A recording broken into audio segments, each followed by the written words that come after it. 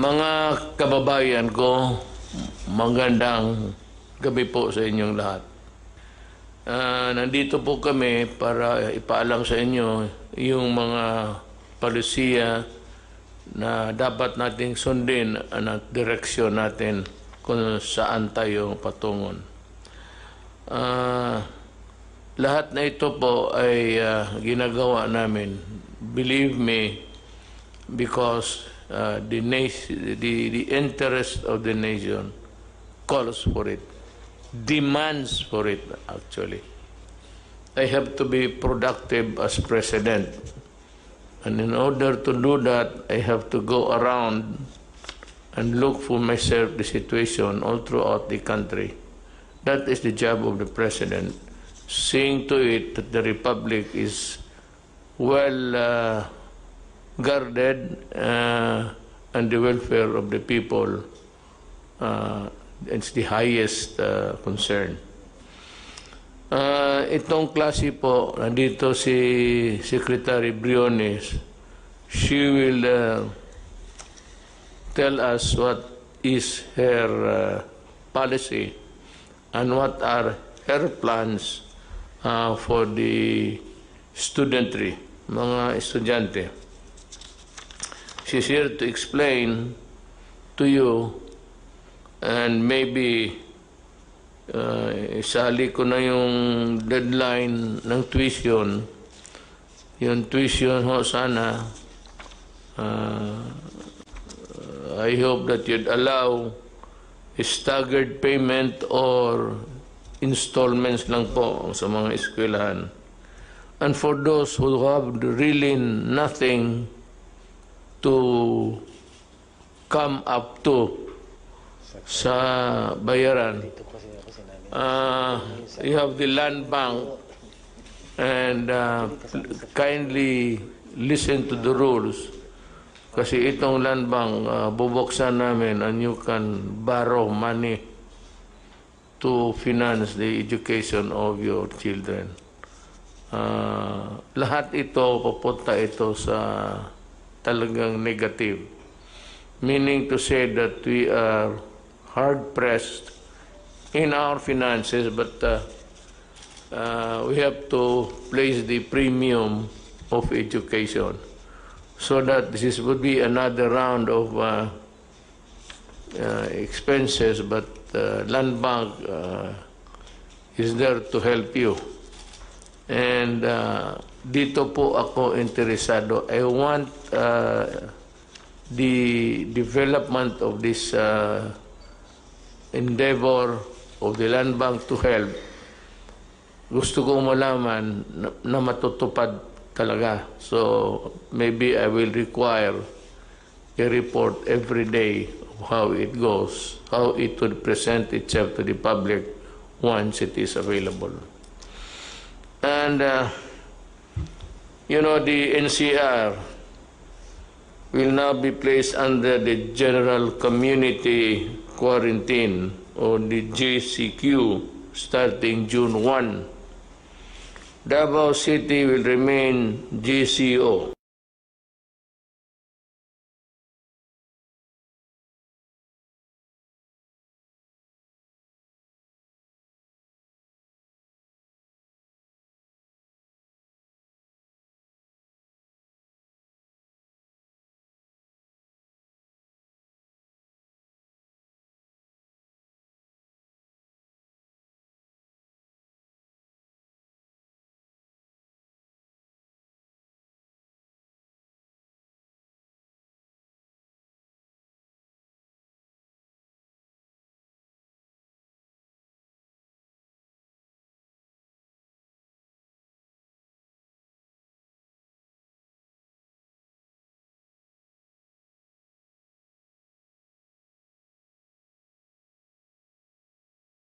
But just let me tell you today that of those who are of late infection or those arriving in the country, we have a spike of about 5,000. Secretary, 500 rather, sorry, 500 lang. and Secretary Duque will expound more on that. The rest of the country will be placed under modified general community quarantine. Again, the rest of the country will be placed under modified general community quarantine. That is very clear now. In other areas, it will be again on a piecemeal basis, depending on the viability of the place to meet the challenges of COVID. But from time to time, Secretary Roque would give us the places where there will be changes. The opening of the airports. I have asked Secretary Tugadi, and he will have his time later to explain what are his plans. We would like to know, sabay-sabay tayo. Then dito sa assistance ng OFW, we are coordinating with every government agency to help them. Sana po hindi na ito maulit yung there was this stranded Filipinos not knowing where to go and when, and we decided immediately that they be returned to their home provinces. Nangyari po ito, halos sa kanila nakauwi na. But we are expecting the 300,000 something that Secretary Bellew has communicated to us. And that would be also a problem again. But this time, we should know what to do. It's a matter of calibrating every arrival and maybe sending immediately, if possible, the overseas workers coming in first. Unless, of course, they are detained because of they are sick of COVID. I mean, sick, talagang kailangan ng ospital.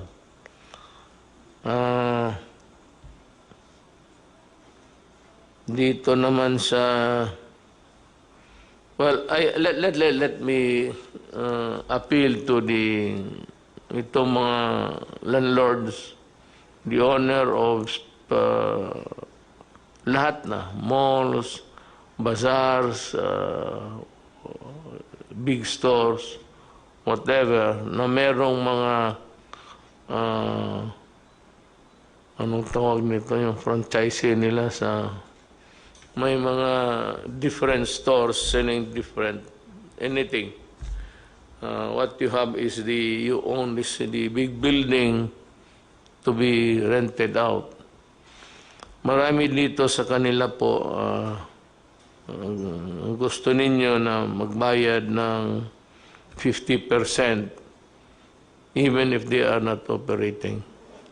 Actually, I am at a loss really to explain to you how. But you know, when you collect from somebody who is not earning at all, it's practically flogging a dead horse. Kung patay na yung kabayo, paski gaano mo kahampas dyan, di na mabubuhay yan. And that is what's happening. If they are not earning, where will they get the 50% to pay? If not the 100% that you'd want to collect. So, it seems to me a problem, but I would like to appeal to the owners of the buildings, of the malls and everything. Ganito na lang, just pray everybody has a God. just pray that the vaccine, ang target nila is September. September, I think China will be able to distribute, if I'm not mistaken, and the other countries are catching up. Everybody is at it, so they are really trying their very best. Kaya lang, itong China, hindi ito hambog, wala itong ere, but they you know, they work, and I'm very sure that they will be the first one of the countries that would be able to come up with the vaccine. Ang atin ito is yung mga rental sana, balikan ko, should be a matter that should be addressed by the DTI, and there can be some sort of an adjudication process to fix this problem. Ako naman nagikiusap, nagmakaawa, dahil nga talagang if you're not earning, how are you supposed to pay?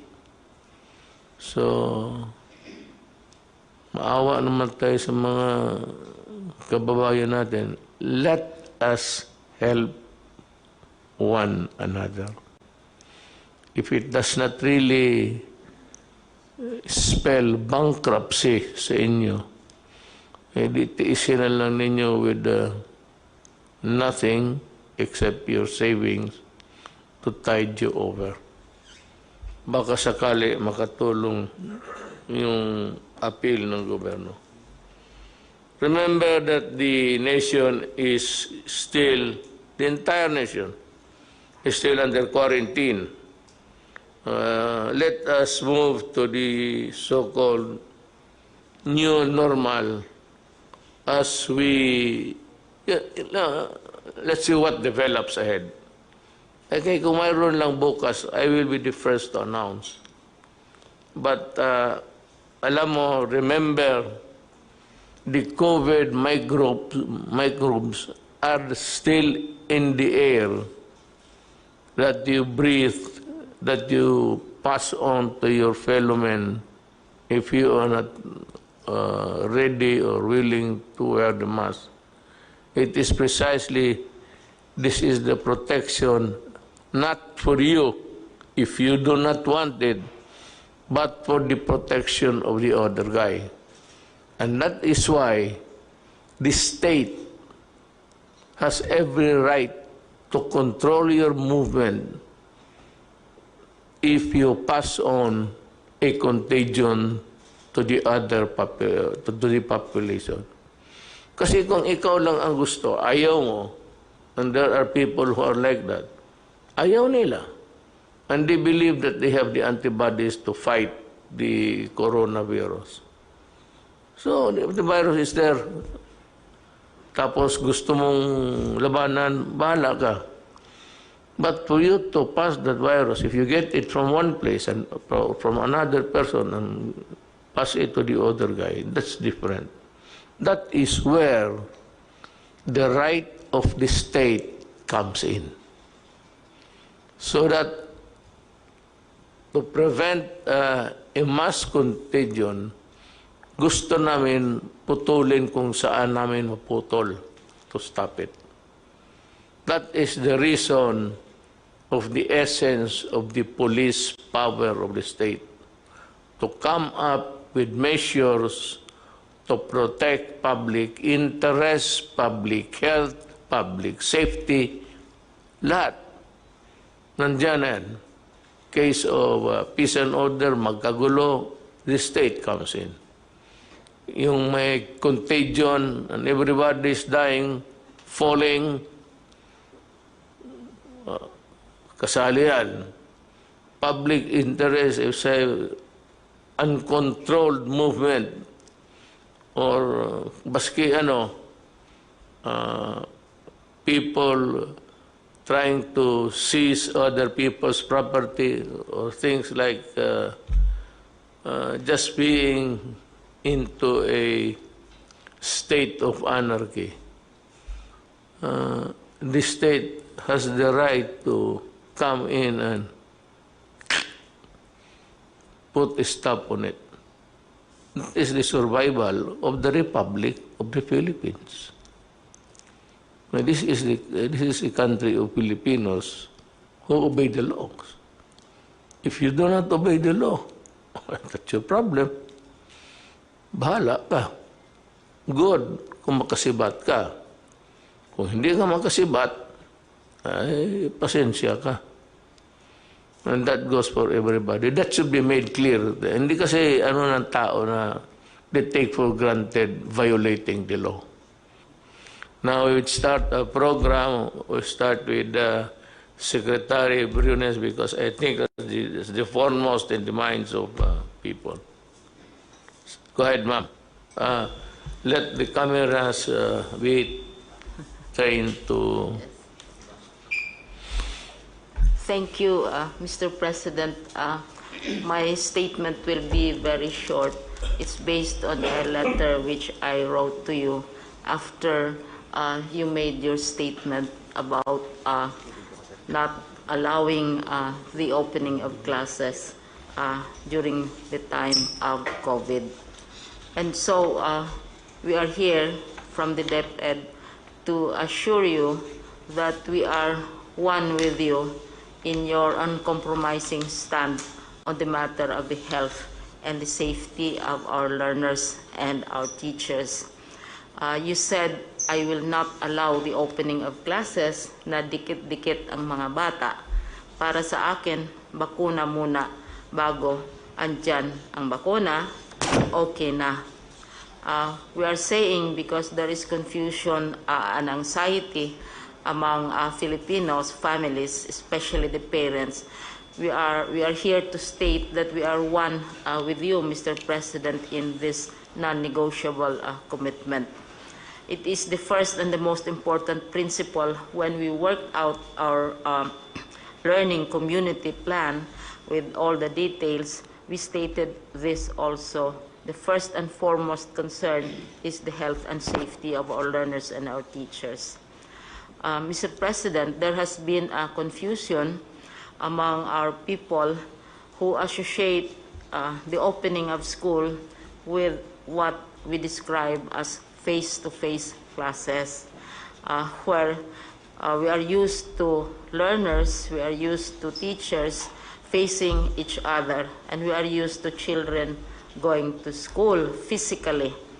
But we are saying that there will be no face-to-face classes and sessions until we are assured of the safety of our children and our teachers. However, we also believe, Mr. President, that we can provide learning opportunities to our students without necessarily requiring them to go to school. And this we can do through what is described as blended and distant learning. Mr. President, this is not a new thing. We have many universities and schools which offer distant learning in many ways. We now call it blended learning because various approaches which are adjusted to the actual situation of the communities will be applied. But these are all, Mr. President, consistent with your preference that we should not be physically sending our children to school until it is safe to do so. What is the so-called blending or learning modalities? Because right now, there is a bill which is filed in Congress on this.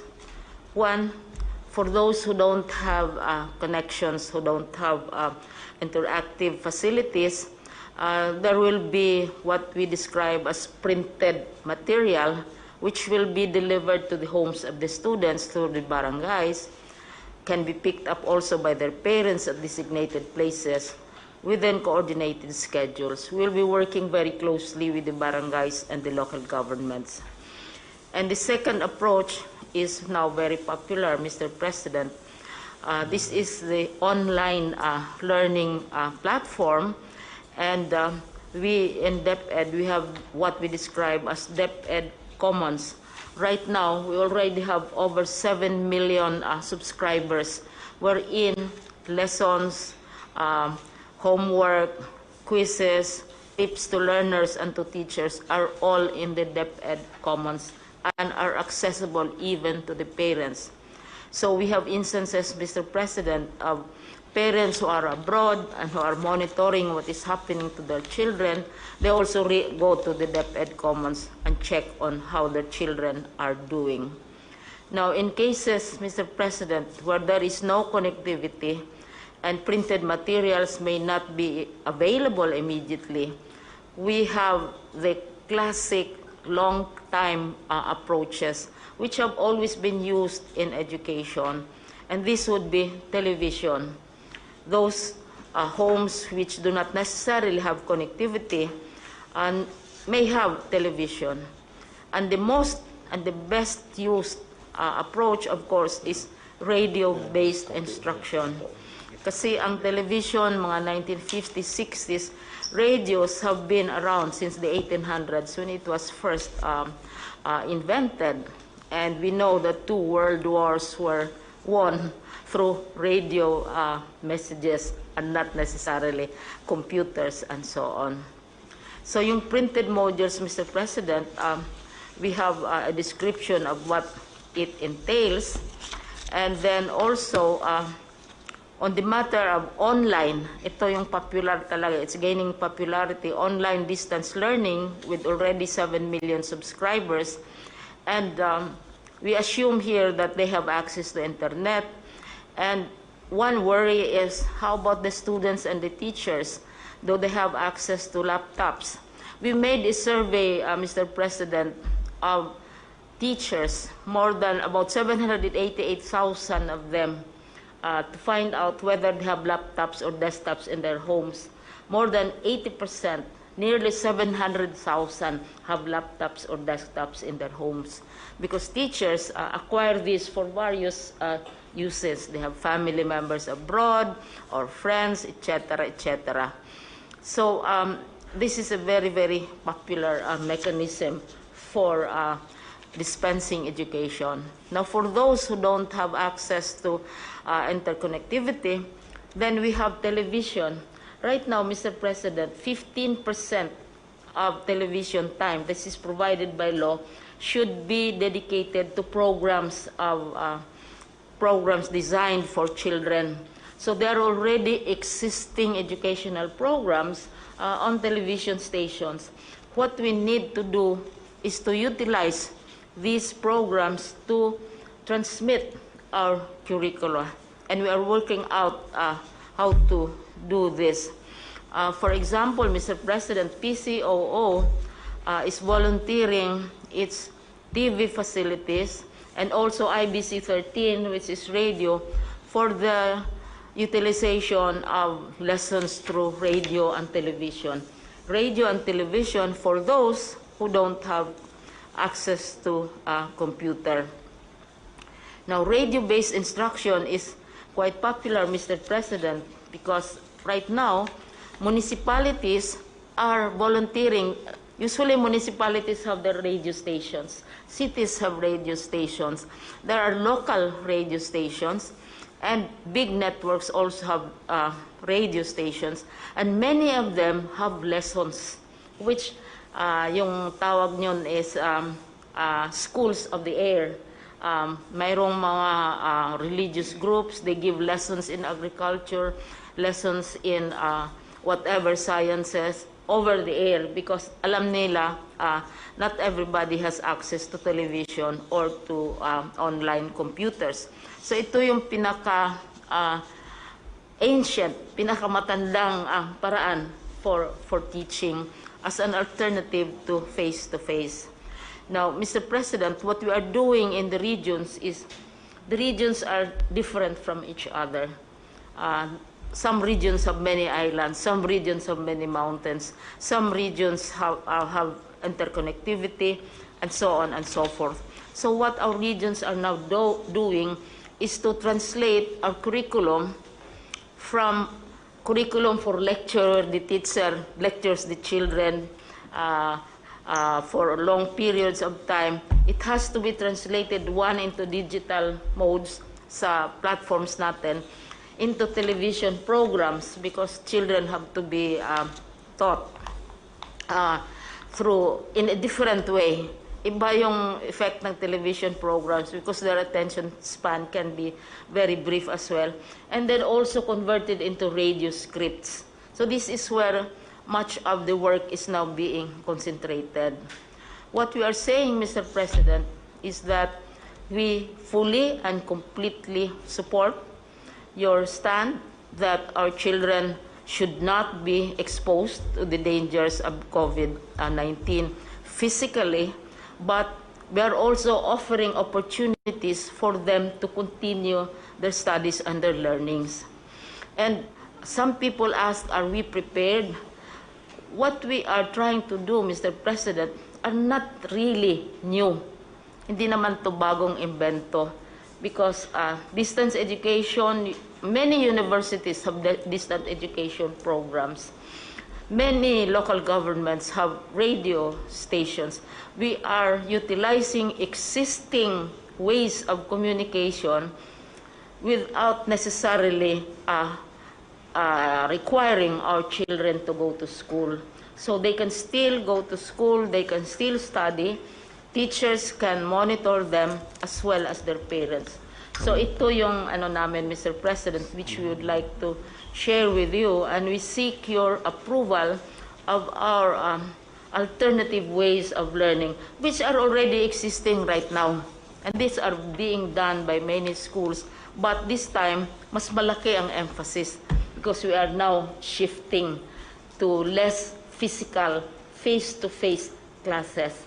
But education will continue, Mr. President. Thank you. I'm impressed with the simplicity of the program, and I believe that all that you have said is really feasible. Radio, walang television, and all of these things. I believe we have a very workable program, and I support you. Thank you. And should you require any help from any of the departments, feel free to communicate with them. And with a question of funding, I will, so to speak, scrape the bottom of the barrel. Just to, well, kung wala na tayong pera, edukaran lang sa edukasyon sa mga bata. We will have to forgo many things along the way because of what happened. But education, I think, if it is compromised, it should be negligible, so that it should go on, because the future of this country depends on how we educate our young people nowadays. I agree with you in this program. I support you. And if there's anything that we can do, the ALG and or whatever, we will Thank you very much, Mr. President. endeavor to help you. Thank you. So, with that, we're through with education. I would just like to announce to the public, as of today, we have a total number of COVID cases of 15,588. Now, the recoveries, 92 new ones, with a total of something like 3,598 to date. Ang patay po is 921. So you would see that Philippines has ratio and proportion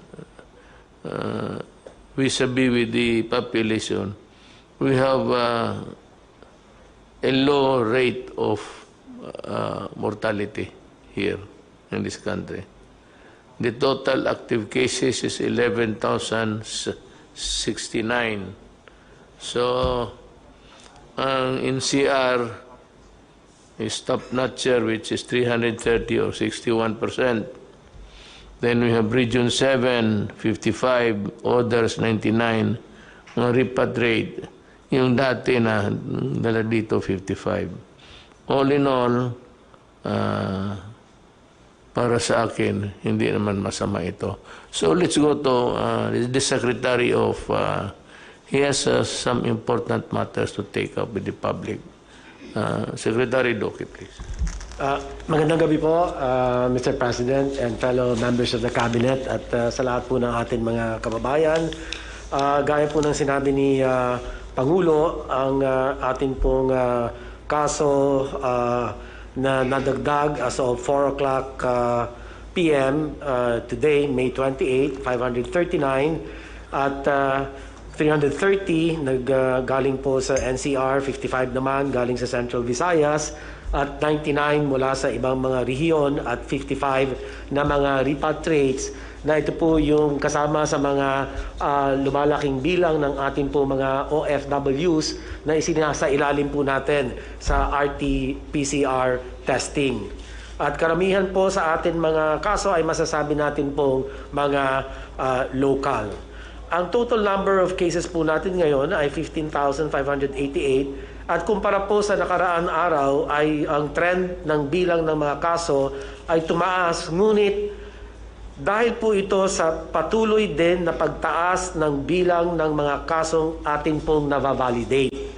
Ngayon, ibig ko rin pong bigyan diin na ang DOH po, ang ating missions na mga iba't ibang mga laboratories, pero yung mga ibang mga laboratories ay late pa rin sa pagsumiti nila ng kanilang Excel sheets. Yung iba naman po ay patuloy ang manual validation process.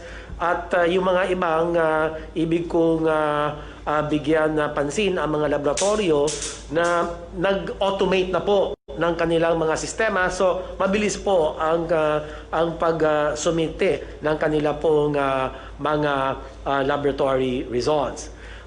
Tumaas man po ang ating kaso, pero sa pangkalahatan naman, ang mild cases po natin ay asa 90%.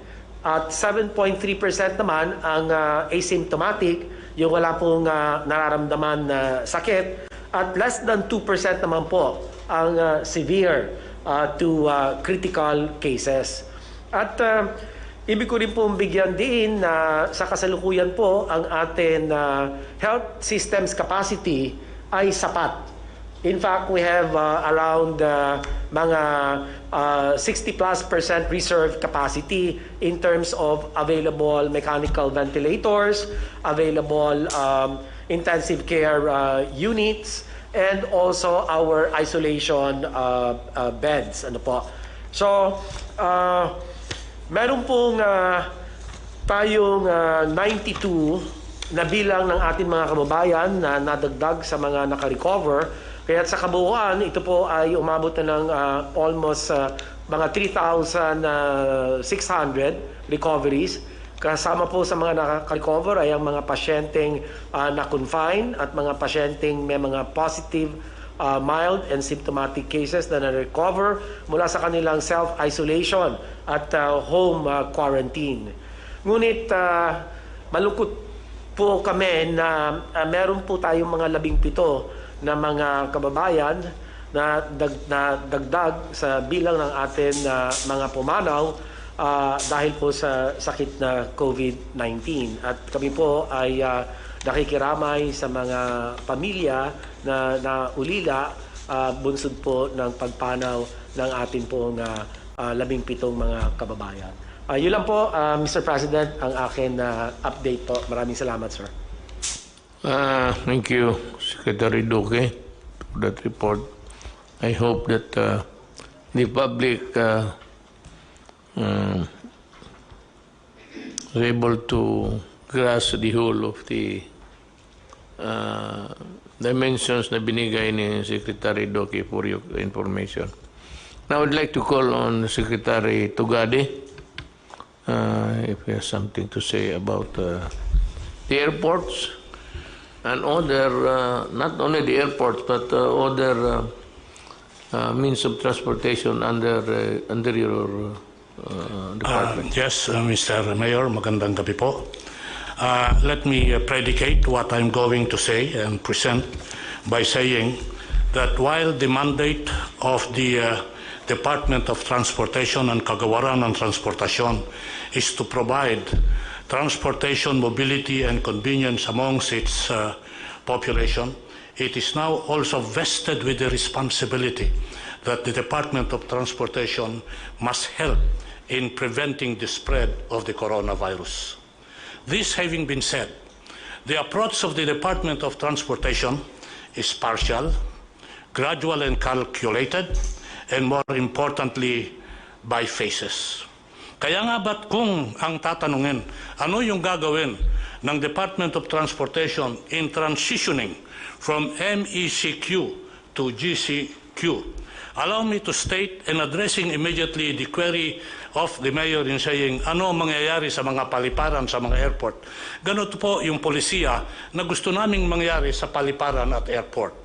Una po, ngayon ho concentrated yung international landing and takeoff doon po sa NAIA 1, Terminal 1, 2, 3, and 4. Ang gagawin po namin once we transition from MECQ to GCQ is to expand the international aviation gateways to include Clark, Cebu, and Davao. Mahalaga hong sasabihin namin na as we expand the international gateways, aviation gateways, kaakibat ho nito yung plano namin magtayo ng mga test laboratories. Meron na hong matatapos na laboratory testing sa Clark, meron na hong matatapos sa Cebu. Ito po, pag nagawa ito, mahalaga ho ito. Kasi kung darating ho yung mga pasahero from international sa mga primary gateways na ito, kailangan ho yung testing facilities nandoon. Kaya nagkakapit bisig ho kami sa Department of Health saka sa Red Cross na kung saan mapadali yung accreditation ng mga laboratories na to. Mahalaga ho na sabihin na while we put up the testing laboratories, there are already accredited hospitals which can do the testing in Clark and in Cebu. Kaya nga ho, kung wala pa yung accreditation ng Red Cross or ng DOH, pwede na hong gamitin yung mga paliparan na to. Hangarin po namin na kung sa pag-umpisa ng transition from MCQ to GCQ, hangarin po namin na every 1 or 2 weeks, dagdagan yung international gateways para mapasama yung Zamboanga, Iloilo, Bacolod, and Bohol.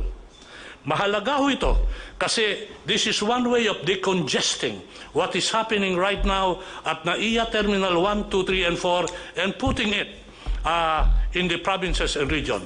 Bear in mind that we are an archipelago and therefore it is imperative that we spread the aviation centrum of operations to other parts of the country, other parts of the region.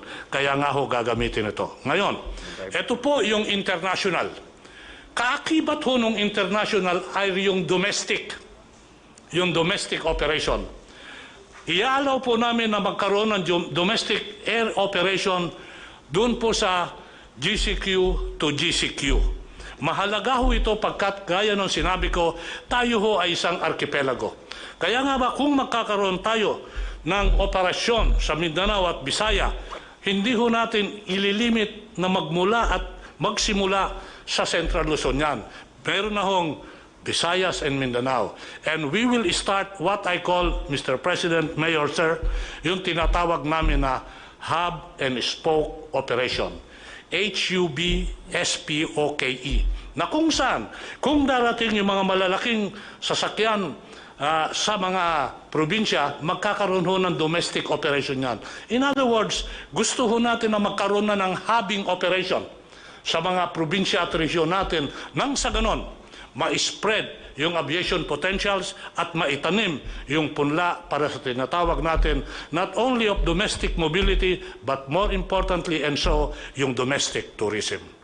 Ito po, Mayor, ang general approach sa aviation. Kung papayagan po ako ng ating mahal na alkalde, presidente, magsabi lang ho ako ng ibang mga pamaraan at panuntunan na gagawin sa ibang transportation sector, kagaya ng tren, ng road at ng maritime, kung papayagan po ng ating Pangulo.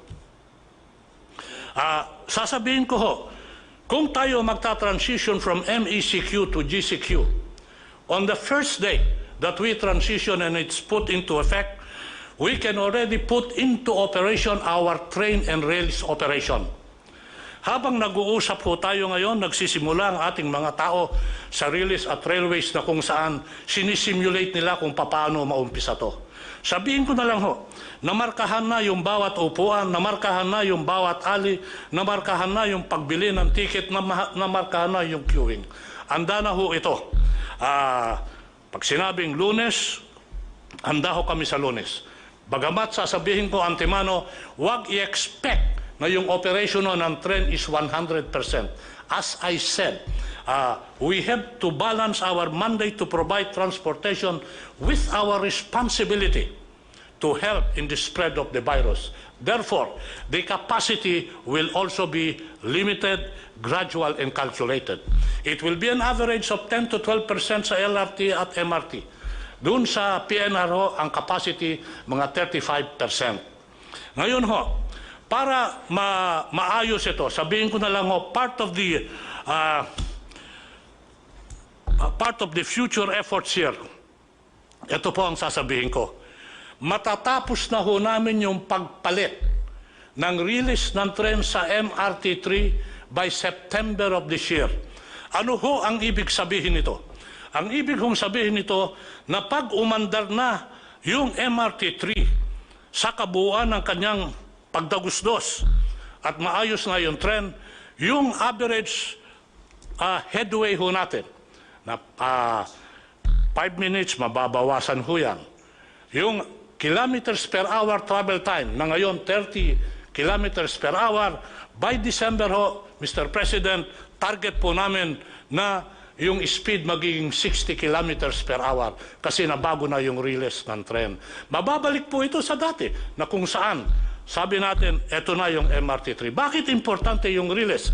Importante yung release sa katren pagkat kasi ho, Mr. President, massive ho ang pasahero nito kumpara sa modernized jeepney, sa Grab, sa taxi, mas madami ho dito. Kaya concentrated ho kami dyan.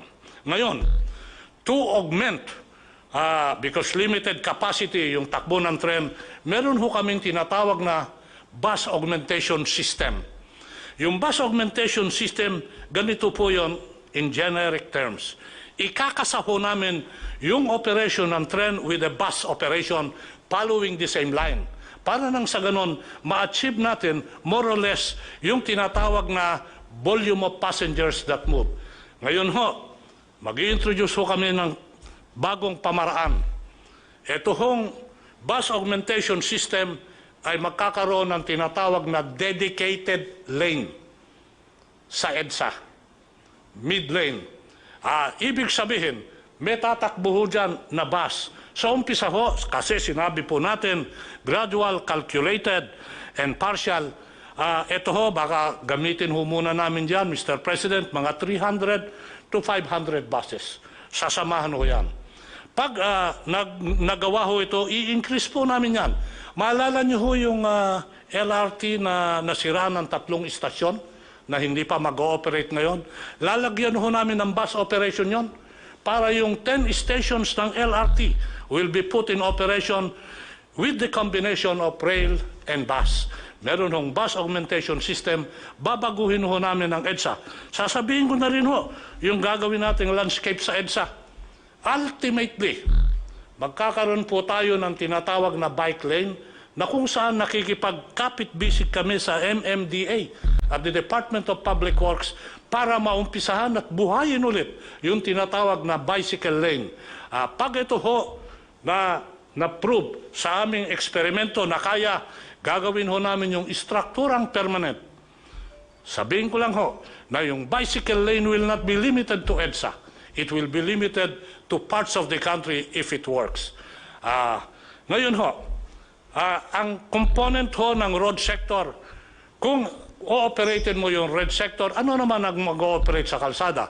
Nasabi ko na ho, yung bus augmentation system, ma-ooperate ho yung P2P, point to point. Wala hong stop yan. Ibig sabihin, itong P2P, sasama sa dedicated lane, sa agos ng dedicated lane. Nandiyan dyan po, yung tinatawag natin na yung Grab sa taxi, pwede hong mag-operate yan. Sabihin ko na lang ho, Mr. President, alam niyo ho ba na uumpisahan natin part of the new normal? Magkakaroon ho tayo ng digitalized operation sa taxi, sa bus, na kung saan merong cashless transaction, again, to help prevent the spread of the disease. Ito na ho yung mga card system. Ginagawa ho at gagawin ho namin sa taxi at sa mga modernized jeepney at sa bus yan. Part of the digitalization program, without oversimplifying, but just to show to our people who are listening and watching, meron ho tayong digitalization program. Alam niyo ho ba, yung lisensya ngayon, pupunta ka sa LTO, doon mo kukunin. Ngayon, minsan yung address nila, problema ho yan, hindi totoo. Nagkakaroon ho kami ng online issuance and application. In addition to that, yung mga lisensya at plaka, yung renewal ng plaka at lisensya, hindi ka na ho pupunta. Plano namin sa LTO offices. I-deliver ho yun ng courier. This is one way also of making sure that the addresses dun sa mga na-issue ng lisensya ay totoo. Kasi ang nangyayari ho ngayon, pag nagkakaroon ho tayo ng problema sa kalsada at hahanapin mo yung address, wala ho doon. So meron ho mga programang ganon. Sasabihin ko na rin ho, part of the digitalization na ginawa na namin even before the COVID is the robotics. Meron na po tayong robot sa LTO. Sila ho yung gumagawa ng plaka. So ito ho, mga gagawin natin. Ngayon ho, kung mararapatin, Mr. President, let me say a little bit about maritime. Dalawa ho yung programa na ginagawa for the first time during the term of President Duterte, Mayor Duterte. Una ho, electronic ticketing system. By December, pwede ko nang umpisahan yan because now it's on a test run. Ano ho ibig sabihin nito? May ticket na ho pag sumakay ka ng mga mga maritime vessels. Mawawala ho dyan yung scalping. Mawawala rin ho dyan yung overloading kasi ticketed na. Yung ticketing, online ticketing, gagawin din ho yan sa tren. At ginagawa, of course yan, sa aviation, gagawin ho sa maritime. So magkakaroon ho tayo ng online ticketing for the first time. Mabubuo ho natin yan by December. Para sa ating mga kababayan, nandito ho yung sinabi kong palamigan ng bayan. With the problem on COVID at yung sitwasyon at lack ng storage ngayon, yung magsasaka, yung mga mangingisda, nasisira ho yung kanilang tanim at pangisda kasi walang storage. Ang ginagawa po namin, Mr. Mayor, Sir, is nilunsad ho namin yung palamigan ng bayan. Ito ho yung cold reefer na kung saan pinapadala namin ito sa mga komunidad na municipality na merong nangingisda at merong nagtatanim para matulungan yung kanilang pangingisda at ang kanilang pagtatanim. Binibigyan ho namin sila. Nakadistribute na ho kami 11 reefer containers. Plano ko ho, pagdating ng Hunyo, I know it's a tough order to my people, but I'm pushing them. Gusto ko 2 container a month para mapalawig yan. Then we can help di magsasaka and di mangingisda. Sabihin ko na rin ho, Mr. President, sa maritime, nakatapos na ho kami at report namin sa IATF kahapon ito, na matapos na kami ng puerto at gusto nilang inauguratein pa. Sabi ko, wala nang inaugurate. Operatin mo na lang. Mahigit 10 na ho yan. Operatin mo na lang. Wala na tayong inauguration. I hate ceremonies. Basta operatin mo na lang. Kasama ho dyan yung pagtatapos ng puerto sa Pag-asa. Handa na hong mag-turnover yung provincial government of Palawan na i-turn over sa amin yon sa June 12. Sabi ko, kung maaari, aksipin ko na lang sa papel yan. Huwag na tayo mag-inaugurate. Umpisahan na lang natin. Maraming salamat po, Mayor. It was a very terrific presentation, Secretary Tugani. We would like to ask Secretary Galvez to make the report first. What's the latest on your front, sir? Sir, you have directed me to visit all the different regions as a compliance to your directive and see the real situations on the ground. I have already visited Zamboanga City, Davao City, Caraga region, Bohol, Cebu City region, the Laguna region to build the quarantine facility there. Also, I visited Baguio City, sir, to see the good things that Mayor Magalong is doing. I also visited Region 12, and also I visited the malls so that we could see if they are really following the protocols. Sir, they're very thankful to you, sir, and also to Senator Bongo, because we have given them more or less 200,000 rapid test kits. And also, we put up the machine laboratory. When we went to Zamboanga City, sir, we left more or less 1,100 kits. And now they have 2 laboratories already. And also in Davao, we have already procured, with the help of the different companies, San Miguel Corporation and also Ayala Corporation, they're trying to automate the Southern Philippines Medical Center. And it can increase the capacity of the Southern Philippines Medical Center into more or less 2,000 tests per day. And the machinist will be flown from Zamboanga City to Davao City, maybe this coming Saturday, sir, to fix the machines. And then also the Caraga region, they're very thankful because also we provided them 2,500 test kits for every province. And also Bohol, we saw that Bohol will be one of our candidate for the new normal because they're still COVID-free. And considering that most of their businesses came from tourism, we are planning that we will have a preparations for local tourism this coming June and July, and then they may be opening up. If the situations improve, they will open up tourism again in Bohol, and they're very thankful that we have given them hope that Bohol will be our model for the new normal. And also in Baguio City, sir, we visited Baguio City, and the Baguio City, sir, is very sprawling right now. They have opened up all the business except for mass transportation and also hotel and restaurants. But I talked to General Magalong last night, and if the IATF will approve that they will be at MGCQ, they will open up some of its restaurants for dining, and also they will open up local tourism in Baguio City. And then during my visit on the malls, we saw that the people is really very mindful of the pronouncement of the president. As of this moment, what we saw to the malls, we thought that there are many people there, but more or less 10 to 20% of the mall capacity is parang takot pa rin ng tao, sir, na magpunta ng malls. So majority, nakita namin, sir, mga 20 to 30 opening pa lang, sir, ng mga malls. Ang marami lang matao is yung sa mga supermarket, but those who open, nakikita namin, sir, medyo mayroong pa rin natawag natin precautions. But I believe when I talk to the administrator of the malls, they are very, very happy that the president, the government has given them the hope that there will be an opening.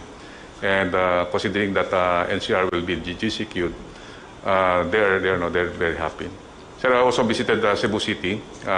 We met with Secretary Dino, and they are doing good. Though the figures that we saw is medyo tumataas po yung kanilang kanilang cases. But we saw that it is in Cebu that they conducted expanded testing. They conducted 32,000 testing and with the rapid test, and also more or less 16 to 20,000 PCR tests. And they say that they are prepared for the GCQ, considering that when we met all the businessmen there, and they're very happy that we visited them, and they are preparing for the opening of business because they already lost a lot during the CQ.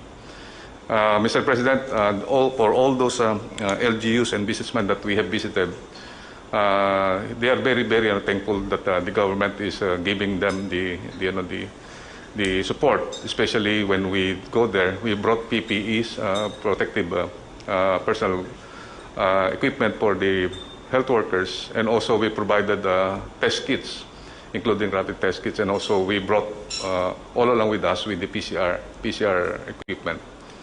That's all, Mr. President, and I would like to convey the gratitude of our local government officials and businessmen for the visit. And also the gratitude of the nation for your untiring services, General Galvez.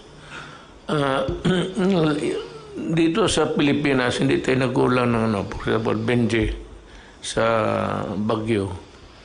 He's a very good administrator, being a military man. He has that, I said, how to craft a government that is really fit for in your jurisdiction.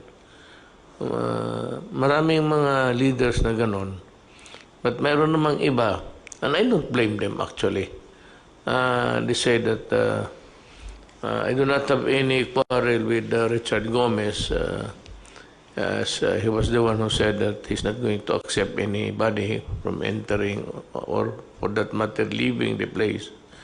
Okay mo lang yan, it's part of maybe the vigilance that a person nurtures in his heart of how to do it.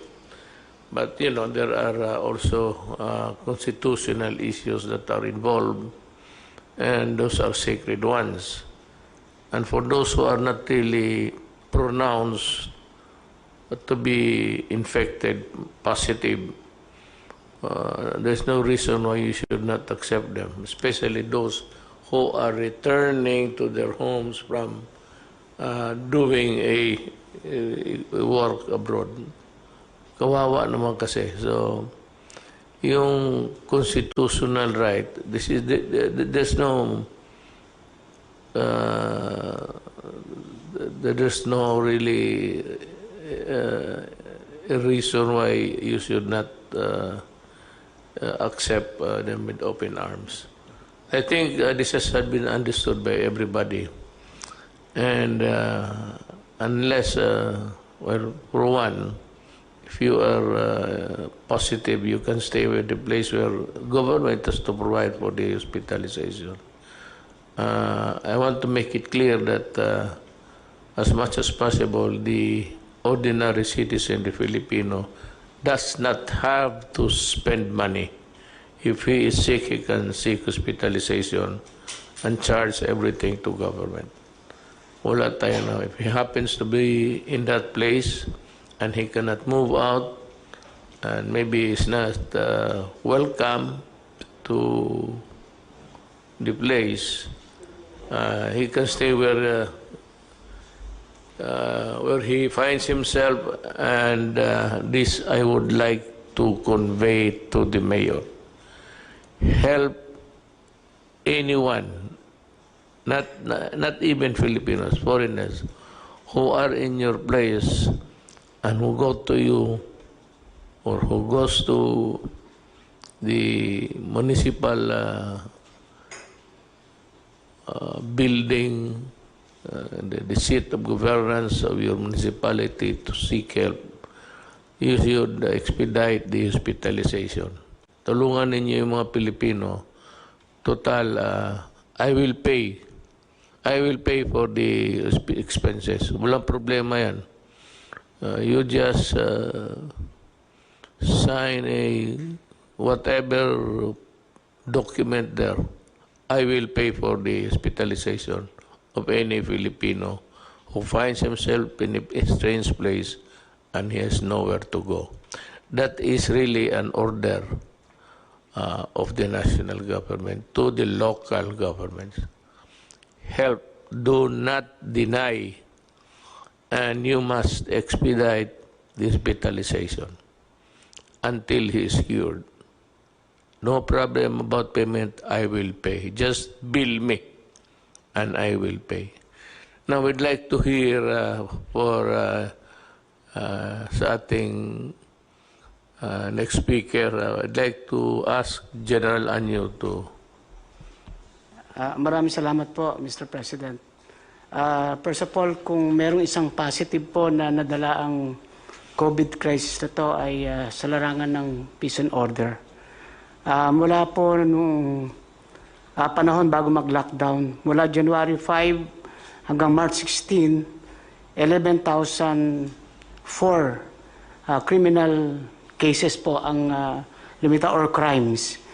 Pero mula po nung nag-lockdown tayo from March 17 to May 27, bumaba po yung ating crimes ng 4,479. 60% po ang naibaba sa tinatawag nating mga crimes, sa 8 focus crimes. So ito po ay magandang development sa larangan ng peace and order.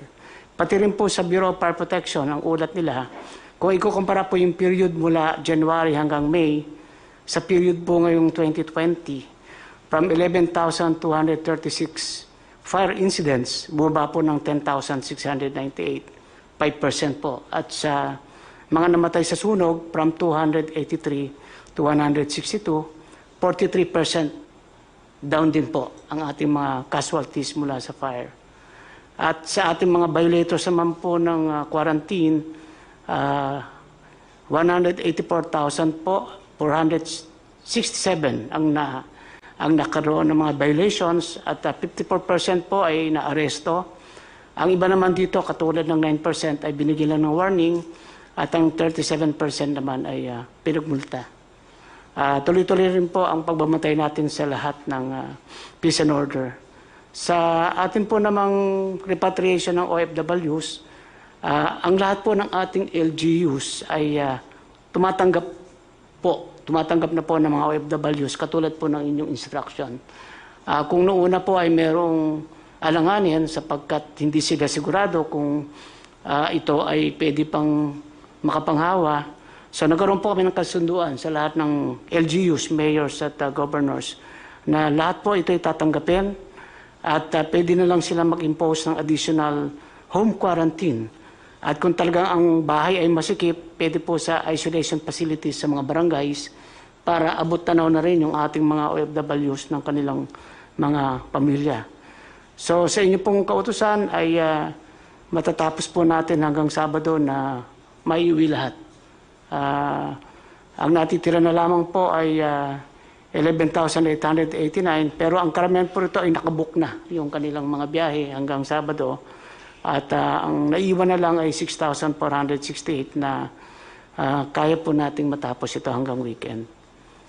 Sa atin pong pagbabago mula MEGCQ papuntang GCQ areas at iba naman pong LGUs ay magiging MGCQ, handang-handa na rin po yung ating mga LGUs sa pagpapatupad kasama yung ating mga kapulisan. Magkakaroon din po kami ng mga pagbabago katulad ng modified checkpoints ang ating patutupad. Meron po tayong mga mobile at spot checkpoints at ito ay nandito sa mga strategic location para hindi magkabuhol-buhol ang trapiko. At magiging mahigpit pa rin tayo sa mga provincial borders.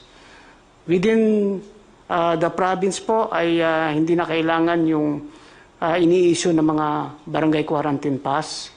Travel pass na lang po para sa pagdaan niya from one from one province to another o kaya ay from one region to another, ay makikita po natin na may kabuluhan talaga ang nagbibiyahe at hindi siya nagbibiyahe lang para sa leisure lang. Patuloy din po yung pag-inspection natin kasama ang DTI at DOLE sa iba't ibang mga business establishment para masigurado na ipinatutupad yung ating tinatawag na minimum health standards, lalong-lalo na po yung pagsusuot ng face mask, yung physical distancing, at yung pagsunod po na may limit ang kapasidad sa pagtanggap ng mga customer sa loob ng mga shop at mga mall. Sa atin naman pong SAP distribution, nakahanda na rin po tayo sa second tranche at iniintay lang po natin ang pagbaba ng mga pondo galing sa DSWD sapagkat ang gagamitin nila ngayon ay automated payment. Base po sa mga SAC form na na-submit noong unang first tranche, mas mabilis po ito sapagkat mga pag-automated payment na iwasan na rin yung pagkukumpul-kumpulan at doon sa lugar na malalayo naman po ay manual pa rin pero katulong na po ang Armed Forces at saka Philippine National Police. Yung 5 milyong additional po ay kinukumpleto natin yung mga pangalan. Sa ngayon po ay nasa 3,818,608 names na po yung nakukuha natin at ito yung mga priority na makatanggap sa second tranche. So handang-handa po ang ating LGUs at ang ating mga kapulisan para sa pagpapatupad ng bagong inyong idineklara na mga classification. Bilang tulong din po sa ating DOTR, yung binanggit po ni Secretary Tugade, na gusto natin na ang bicycle po ang maging isang pangunahing pamamaraan ng transportasyon. Kaya nagpababa rin po ako ng memo sa ating mga LGUs na yung lahat ng mga major thoroughfares ay magdugtong-duktong, magkaroon ng bicycle lanes para ito po ay ating ikampanya na gamitin ng ating mga kababayan bilang pangunahing transportasyon, lalo na kung malalapit lang naman yung mga opisinang pinapasokan at mga lugar na pinupuntahan. Yan lang po, Mr. President. At ready na po kami para sa pagpapatupad ng bagong mga deklarasyon ninyo sa classification ng iba't ibang lugar sa Pilipinas. Thank you po. Yes, thank you, General Anyo. Alam niyo, if you heard him correctly, I was talking about enforcement and the role of the police. I repeat, there is no martial law in the Philippines. Far from it. We are exercising the power of the state to protect public health. That is all there is to it. Now, because sometimes enforcement can be a very tedious process in explaining to the ordinary citizen, please understand that these are things which we have to do because it is needed to be implemented. Yun lang po, huwag kayong matakot that there will be no arrest, detention or anything. It's purely, if at all, if there's any intervention or interdiction done by the law enforcement agencies. Pati yung military, the role is just to implement the law. They are called upon to assist the civil government. Yan lang ang trabaho na. At makita ninyo, we are progressing at a very fast rate because we were able to put in place the rules to be followed when COVID came in like a storm from the outside. Now, for our last speaker, I'd like to just give the floor to General Lorenzana. Maraming salamat, Ginoong Presidente. Ito po ay dagdag lang sa mga ulat nila General Galvez at saka General Anyo tungkol dito sa mga ginagawa natin sa mga OFWs. Yung pong utos ninyong magpa-uwi tayo ng mga 24,000 OFWs na nasa Manila, ay natupad po. Saka nalampasan pa po natin yung bilang na yon. Ang ating naipa-uwi ay 26,590. As of last night, meron pang mga OFWs niyan, kasama na yung mga bagong dating, na 77,569. Ngayong araw na ito, umalis na, umuwi na yung 3,597. Meron pa titirang 3,972 na pwede na makakauwi nitong linggong ito. Mr. President, yung ating sistema ay naayos na natin. Medyo nagkabuhol-buhol ng una dahil marami tayong mga salubong na problema. Pero naayos na po natin ito dahil pinag-isa-isa natin. Kipag-unayan kami sa DOTR, sa DILG, at saka sa DOLE. Dahil lahat po ng mga ahensya na yan ay may pakialam sa OFWs. Mula ngayon hanggang katapusan ng Hunyo, sabi ni Secretary Bello ay may darating na 40,000 na OFWs. We can assure you that okay na yan, maayos na natin yan. And we ang target po namin ay hindi magtatagal na 4 na araw yung mga OFW rito at makakauwi na sila. Ngayon, kung matutuloy yung balak ni Secretary Tugadi na bubuksan niya yung mga ibang international gateway, ay pwede na nating idiretso yung mga mga OFW sa darating at saka seafarers, yung pong nagkatrabaho sa barko, at doon na sila mag-testing. At least malapit na sila sa mga pamilya nila, hindi na sila malulungkot kung sila nadadalaw ng pamilya nila, kung naka-quarantine man sila. Pero ang ang balak po rito ay pag dumating po yung OFW, i-testing sa PCR at mag-quarantine sila ng 3 araw. Paglabas po ng resulta ng test, kung sila ay negative, iuwi na po. Yun lang positive ang maiiwan. Kung gano'n pong gagawin natin ay mapapadali po yung trabaho ng lahat at mapapadali rin yung pag-uwi ng mga OFW sa kanilang mga bahay. Yun lang po, Mr. Presidente. Salamat, General Lonsana. Alam mo, as you see, if you listen very carefully sa mga pinag-usapan naman dito, it's all geared towards a governance to take care of the citizens' republic. Lahat ho namin ginagawa. At wag ho kayong maniwala. Ako na yung nagsasabi sa inyo. Yung mga test na yung sabi nila yung they unfairly drag the name of Secretary Duque. Hindi ho totoo yun. Ang nagbili noon, ang budget, pati yung Office of the President mismo, sinadya ko yun para madali. Tinanggal ko nga doon kasi overwork na ang Health Department. Ginawa ko yun para mabilis. Itong mga bidder na ito who offered a lower price never participated in the bidding. At ngayon yung matapos na, yun ang nagreklamo, offering a lower price, hoping that you would ignore the bidding and go for their price. Ito yung mga gago na ito, when they were first approached, mahal. Ngayon, may bidding, hindi sila sumali.